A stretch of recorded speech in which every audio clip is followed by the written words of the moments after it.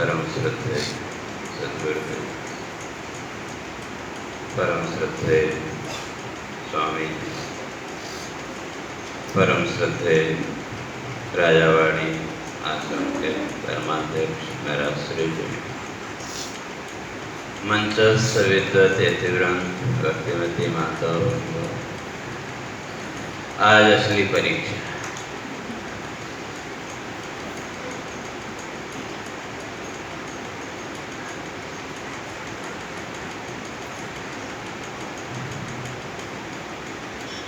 बीच में बोलना बड़ा सरल है,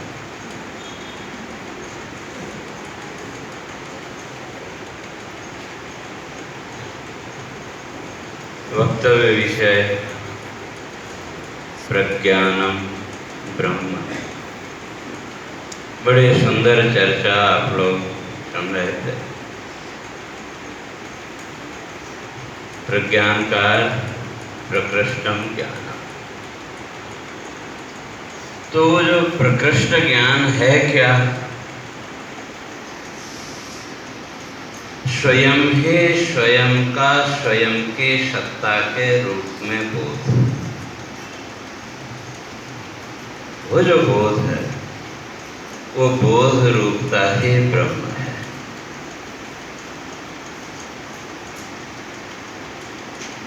तो स्वयं का बोध तो हर एक को, चाहे वो मनुष्य, पशु, पक्षी, कीट, पतंगे आदि, सबको स्वयं का बोध है कि, लेकिन जिस व्यापक सत्ता के रूप में बोध होना चाहिए था वो बोध नहीं है। इसलिए प्रज्ञान का वो जो सत्ता कैसे ज्ञान रूपात्मक सत्ता, और वो जो ज्ञान रूपात्मक सत्ता है उसका आकार क्या है? उसका कोई आकार नहीं। तो वो जो निराकार ज्ञान रूपात्मक सत्ता है, उस सत्ता का स्वयं के अस्तित्व के रूप में बोध, वो बोध ही मंत्र कहता है, उसी का नाम है ब्रह्म। और वो बोध की प्रक्रिया हमारे ऋषियों ने इस पर की। ब्रह्मेवाहं क्षमः शान्तः सच्चिदानंद लक्षण, नाहं देहो असद्रूप ज्ञानम् इत्युच्यते बुधे। वो जो सत्ता है वो कैसी है? ब्रह्मेवाहं क्षमः शान्तः, जिस ब्रह्म तत्व को अभी तक हम स्वयं से अलग माने। आप लोगों ने वेदांत का श्रवण किया, बात समझ में भी आई। जहाँ ब्रह्म की बात आई, कहीं न कहीं उस ब्रह्म तत्व के स्वयं के अस्तित्व से भिन्न अस्तित्व के रूप में कल्पना करते हैं कि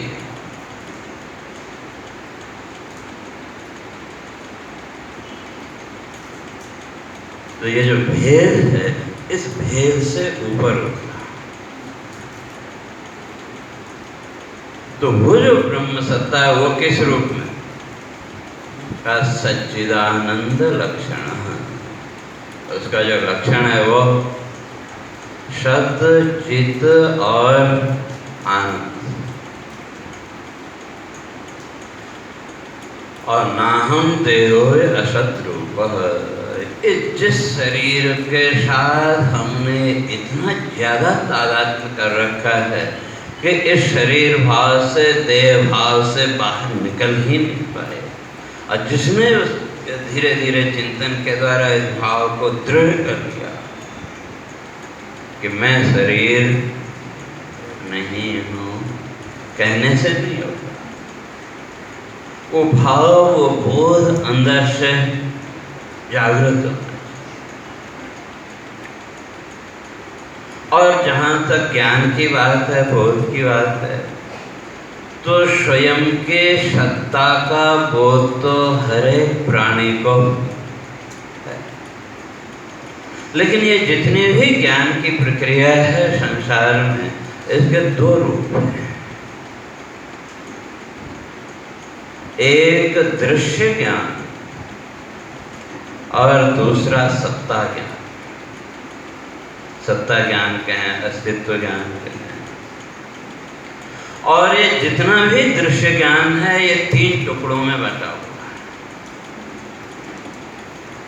संसार का जितना भी ज्ञान है, चाहे इसको इंद्रिय जन्य ज्ञान कहें, संस्कार जन्य ज्ञान कहें, जो भी कहें, ये सारा ज्ञान 3 टुकड़ों में बटा हुआ है। जब किसी भी वस्तु को आप देखते हैं तो वहां पहली वृत्ति क्या आई? इदम किंचित, यह कुछ है।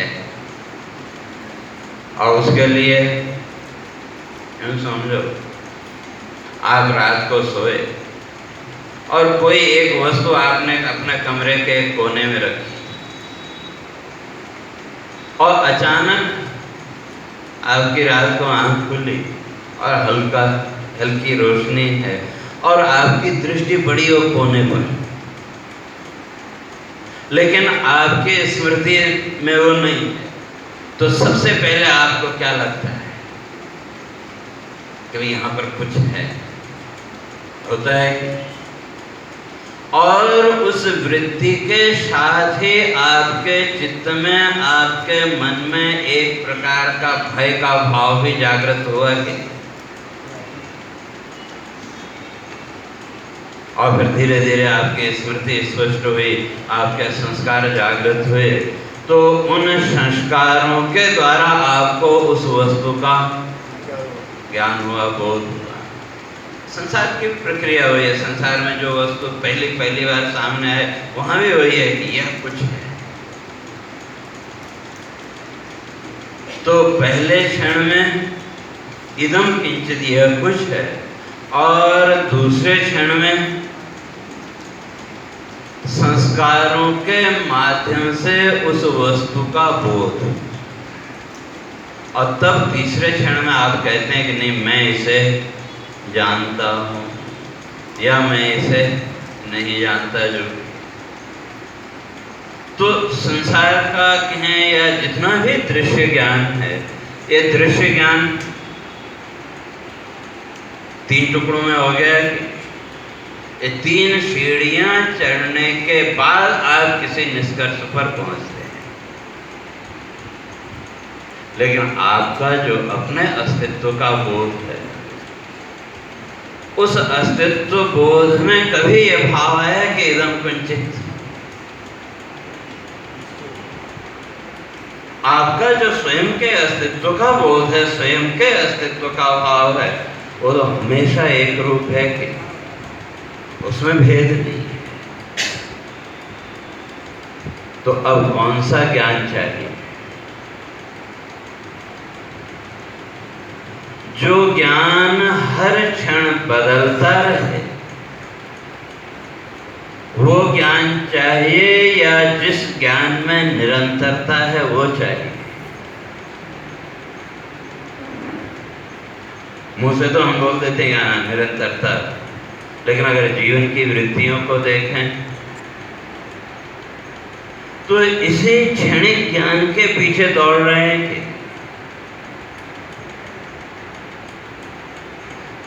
वो जो तत्व, चाहे उसको प्रज्ञान कहें या महात्मा कहें, जो भी कह लें, वो जो तत्व है, उस तत्व बोध तक पहुंचने के लिए कितना प्रयास किया। जैसे मैंने कल भी कहा था, हम लोगों ने तो केवल शब्द ज्ञान को ही ज्ञान मान लिया। तो वो जो स्वयं के अस्तित्व का बोध, स्वयं के होने का जो बोध, वही वास्तव में प्रज्ञान का है। क्यों? संसार का जितना भी ज्ञान है, ये तो हर एक दृश्य के साथ उत्पन्न होने वाला और नष्ट होने वाला। आप सुबह आंख खुली तो आंख खुलते ही पहले क्षण,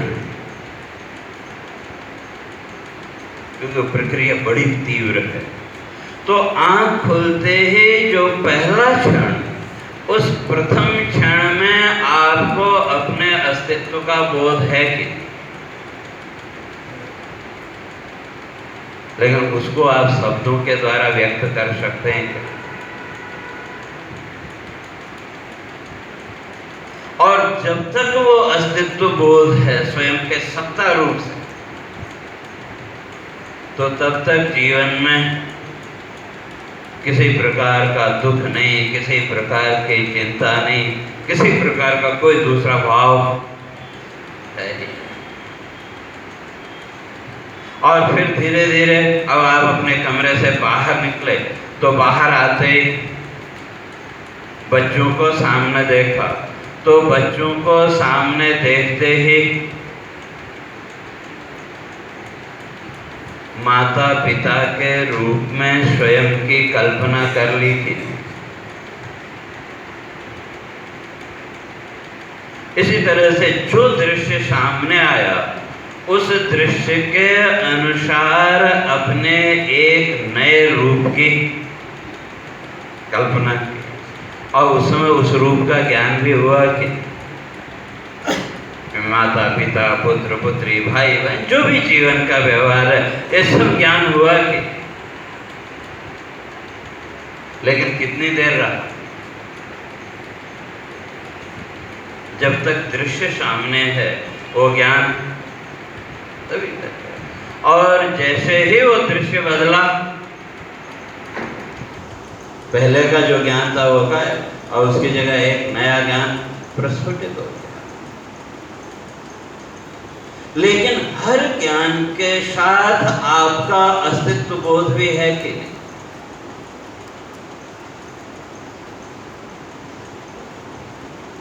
जितना भी ज्ञान है, मैं ये हूँ, मैं वो हूँ, सुबह से लेकर के शाम तक जो कुछ भी हमने माना, हर एक ज्ञान के साथ स्वयं का अस्तित्व बोध जुड़ा है कि नहीं? लेकिन उस अस्तित्व बोध तक हमारी दृष्टि कहाँ गई? हमने तो केवल ये जो क्षणिक ज्ञान है, इसी को अपने जीवन का सर्वस्व मान लिया। जो कुछ भी मान्यताएं, धारणाएं हमने ऊपर ओढ़ रखी हैं, उसके अनुसार सामने किसी व्यक्ति ने थोड़ी प्रशंसा की तो एकदम हम,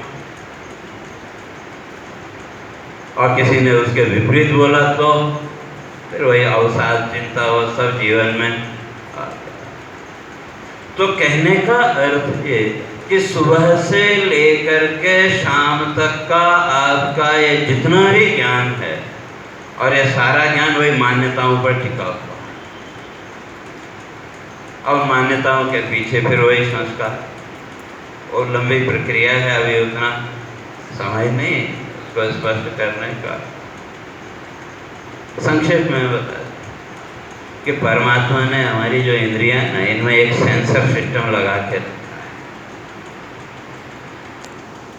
और वो सेंसर सिस्टम के माध्यम से क्या हमारे चित्त के संस्कार जागृत हुए, और उन चित्त के संस्कारों के अनुसार हमारे हृदय में एक भाव पैदा हुआ, और उस भाव को हमने उस वस्तु में आरोपित कर दिया, और जैसे ही उस भाव को वस्तु में आरोपित किया तो उस वस्तु से लेकर के, वस्तु को लेकर के जो भी हमारी कल्पनाएं, मान्यताएं वो प्रकट हुई, और उन मान्यताओं को हमने अपने ऊपर ओढ़ लिया, तो अपने को उसी रूप में देखने लग गए, माता पिता आदि। तो ये जो व्यवहारिक ज्ञान के हैं, संसार का ज्ञान, हमने इसी ज्ञान को सच्चा मान लिया कि, लेकिन इसके पीछे बैठा हुआ जो स्वयं का अस्तित्व बोध है, उस अस्तित्व बोध तक जाने के लिए क्या प्रयास किया?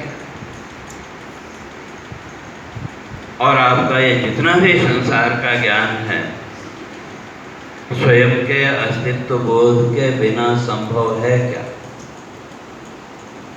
अगर आपको अपने अस्तित्व का ही ज्ञान न हो तो संसार की किसी भी वस्तु का ज्ञान नहीं हो सकता। तो ये जो स्वयं का अस्तित्व बोध है, तो यही प्रज्ञा और यही ब्रह्म। क्यों? आपका वो अस्तित्व बोध ही आपके संसार के सारे ज्ञान के पीछे बैठा है कि संसार का आपका जितना भी ज्ञान है वो हर क्षण बदलने वाला, लेकिन अस्तित्व बोध, तो अस्तित्व बोध में व्यापकता है कि जिस ब्रह्म को हम कहते हैं ब्रह्म व्यापक है, तो आपके उस अस्तित्व बोध के बिना आपका संसार के किसी भी मान्यता का बोध संभव है क्या? तो हर ज्ञान के पीछे वही अस्तित्व बोध, तो अस्तित्व बोध आपके पूरे जीवन के व्यवहार में व्यापक है कि नहीं? तो वही जो अस्तित्व बोध, वही प्रज्ञान, वही क्या है? वही ब्रह्म। लेकिन जब तक उसका बोध नहीं होगा तो तब तक जीवन की प्रवृत्ति भी संभव नहीं है। मुझे एक बात याद आ गई। तो एक बार एक गांव था, अब गांव देहात में तो ठीक है, अब तो सबके घरों में गैस आदि पहुंच गई, लेकिन पहले तो गांव देहात में गैस चूल्हा जलाते थे भोजन बनाने के लिए, और उसके लिए लकड़ी चाहिए। तो गांव बड़ा था, तो धीरे धीरे गांव के आसपास की जो भी लकड़ी थी, पेड़ थी, उन लोगों ने काट डाले। अब स्थिति ये होगी कि अब कोई पेड़ आसपास बचा ही नहीं। तो धीरे धीरे क्या हुआ, बारिश कम होने लगी, अकाल पड़ने लगा। तो सारे गांव वालों ने मिलके, एक कोई विद्वान थे, उनके पास गए कि भाई इसका कोई उपाय बताओ। तो उन्होंने कहा कि उपाय है कि भाई शीशम की लकड़ियां आप लोग इकट्ठा करो, और उस शीशम की लकड़ी के द्वारा फिर हम हवन करेंगे, तो उसके द्वारा भाई आपके राज्य में समृद्धि आएगी। तो अब गांव वाले सब लोग, गांव में तो बैलगाड़ियाँ, तो सब लोग अपनी अपनी बैलगाड़ी लेके अलग अलग ग्रुप बनाए कि तुम इस दिशा में जाओ, तुम इस दिशा में जाओ, और चल दिए शीशम की लकड़ी ढूंढने के लिए। लेकिन करते करते हफ्ता 10 दिन बीत गया। इतने एक बुजुर्ग थे, जब कहीं आसपास लकड़ी मिली नहीं शीशम की, तो एक बुजुर्ग थे, तो उनको ख्याल आया कि वे हमारी जितनी भी बैलगाड़ियां हैं वो भी तो शीशम की लकड़ी की बनी हुई है।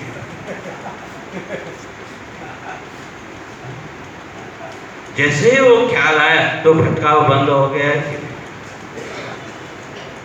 वो ख्याल आया कि नहीं, हमारी सबकी जो बैलगाड़ियां हैं वो सब शीशम की बनी। अगर सारे गांव वाले उसमें से एक एक लकड़ी निकालें तो एक हो जाएगा कि नहीं? तो ठीक इसी प्रकार से जिस दिन स्वयं के रूप में स्वयं के उस चिन्मय सत्ता का बोध हो जाएगा, उस दिन जीवन का भटकाव अपने आप दूर हो जाएगा। तो वो सत्ता बोध, वो चिन्मय बोध आप सबके जीवन में, प्राणियों के जीवन में जागृत हो, तो उसी जागृति को प्रकट करने के लिए हमारे ऋषियों ने ये महावाक्य रखा कि प्रज्ञानम ब्रह्म। और जिस दिन ये बोध हो गया तो उस दिन फिर वो गाँव वालों ने फिर नए पेड़ लगाने शुरू कर दिए ताकि भविष्य में तो इसी तरह से कहने का तात्पर्य ये कि जिस दिन हमको ये बोध हो गया कि जिस ब्रह्म सत्ता को हम बाहर ढूंढ रहे हैं, वो ब्रह्म सत्ता स्वयं हमारे अस्तित्व के रूप में ही है, तो उस दिन उस ब्रह्म सत्ता को जानने के लिए प्रयत्न भी शुरू हो जाएगा। और जब प्रयत्न शुरू होगा तो एक न एक दिन उस बोध रूपता तक पहुँचेंगे अवश्य। आप सबके जीवन में वो बोध रूपता प्राप्त हो। तो इसी के साथ मैं वाणी को विराम देता हूँ, और अब इस परीक्षा में सफल हुए कि नहीं हुए तो ये निर्णय आप लोग करना। ओम शांति शांति। अध्यक्षीय भाषण के बाद तो कुछ भी कहने के लिए शेष है नहीं, केवल इतना ही कहना है कि सायंकाल को वेदांत सम्मेलन है। आप लोग उस सम्मेलन के अंग बनिए और लाभ उठाइए। सायंकाल को वेदांत सम्मेलन की चर्चा करेंगे। और ये इस 39वें ज्ञान यज्ञ की अंतिम सभा होगी। हाँ, कल तो आपको पता ही है कि वहाँ